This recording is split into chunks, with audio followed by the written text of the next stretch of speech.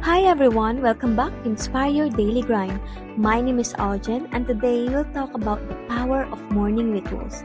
So our episode for today is a bit special because we're going to talk about the power of morning rituals. How to start strong and stay strong. So, alam mo ba kung paano mo sinisimulan ng araw mo?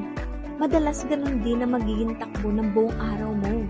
Kaya kung gusto mo maging strong all day, start strong with your morning rituals. Morning rituals set the tone. They give you clarity, energy, and focus. So kapag nagising ka at agad mong ginawa ang routine mo, parang sinabi mo rin sa sarili mo na, I'm in control of my day. Ang umaga ay parang simula ng laban. Kung maayos ang simula, mas malakas din ang tapos nito. In Uplifters, we practice simple but powerful morning rituals, and we call it SAVE. S stands for smile, A for affirmation, V is for visualization, E for exercise, and D is for dream. So if you are Uplifters alumni and students in Dare to Dream course, you will learn about these powerful morning rituals. Because when we apply these morning rituals, it helps us to start our day with positive mindset and boost our energy to feel the happiness and of course feel grateful throughout the day. You can also practice gratitude journaling, writing down things that you are thankful for. An affirmation, speaking positive words to yourself. And also stretching or light exercise because moving your body helps you to wake up your energy.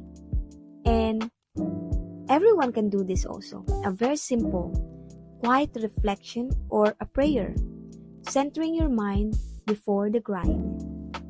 So these rituals remind us that success is not just about big goals, but it's about daily habits that keep us strong.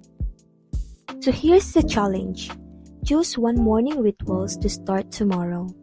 Pwedeng gratitude journaling, affirmations, or even 5-minute stretch. Do it consistently. Mapapansin mo, mas energized ka, mas focus, at mas positive ang mindset mo. Thank you so much again for joining me on Inspire Your Daily Grind. My name is Aljen, and remember, how you start your day shapes how you finish it. Start strong, stay strong through your morning rituals. If this episode inspired you, share it with someone who needs a boost to start their morning rites. Together, we rise one grind at a time. So before we end our episode for today, let me share with you these motivational quotes from Uplifters. Your morning defines your momentum. Thank you again for tuning in and see you again to the next episode.